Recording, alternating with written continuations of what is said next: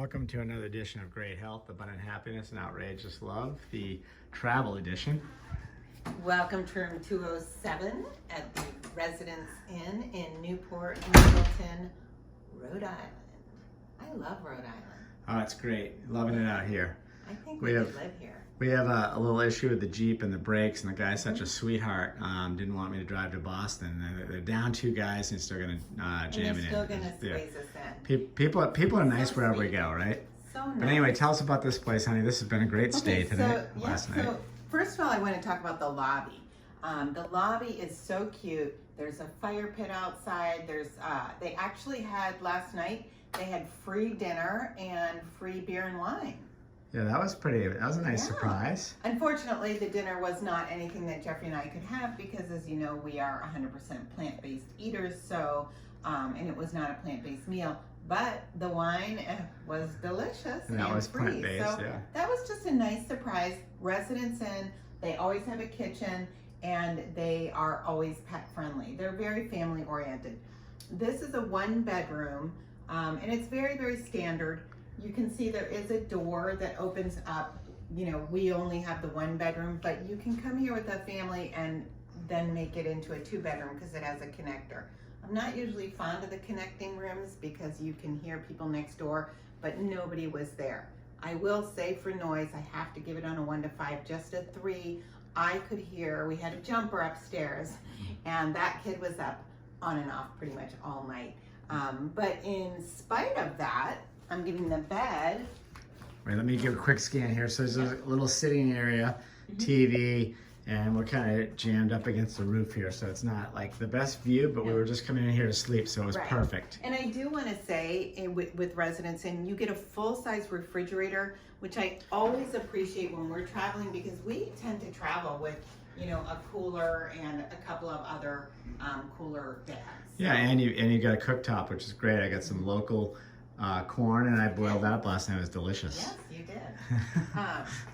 So in here, again, as Jeffrey says, you've got a beautiful view of the roof. Yeah, the shingling is very well done. Just fine. The bed was super comfortable. I'm going to give it a 4.5. I slept great.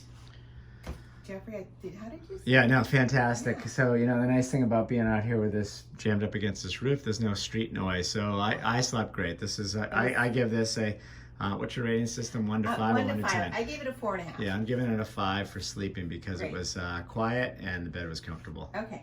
The reason that I'm giving it a 4.5 is I am really particular about how the beds are made, etc. And there is a undercover underneath the mattress, and there's a zipper, and that whole thing was a little bit undone on my side, and you know, it didn't affect my sleep and it didn't affect the cleanliness, but it was just sort of an unattractive feature. So I had to ding him a 0.5 point on that. I get, and just so you know, when we're at home, I get dung a 0.5 point at least, because we make my side of the bed. Karen's asking me always pull it, tighten it, straighten the pillows. Whatever I do, it's never right. So that is not true. In case the people from Marriott are listening, you people probably did a fantastic job, but Karen Pearl is very, very particular about the bed making. I just have a philosophy: do it once, do it right when you're making the bed. Let's talk about the staff out front and the gal who was serving wine last night on a 1 to 5. I give them both a 5, especially, oh my gosh, this bartender was racing around, taking care of everyone, made sure that nobody waited even a split second, and she had quite the crowd down there for that free dinner. So she was amazing. I wish that I had her name. I don't. She's got very blonde hair and just was amazing. So this is, again, kind of standard, but as you can see, it's a little bit worn. I don't know how old this hotel is. They do need to replace this carpet. And I'm not big on these shower curtains. These plastic shower curtains are toxic, very highly toxic. So they need to switch to an all cotton shower curtain. In addition, this is one of my big pet peeves. The water fills up. So I will let the front desk know about that. Perhaps the previous guests didn't let them know. So when you take a shower, the tub fills up and does not drain properly. the sinks and the showers, when that happens, that's a problem for me. So that brings my cleanliness, and I have to say, housekeeping did a phenomenal job, not their fault, but I have to bring cleanliness down when I'm standing in a tub full of water. So, well, you keep putting the water like up to your waist. I hope the hell it wasn't that high, but no, it wasn't. Right. So the room was super clean. I would give it a 4.5 to a 5 on cleanliness, but because that filled up, I have to give it a ding at 2 points, because that's a bad thing.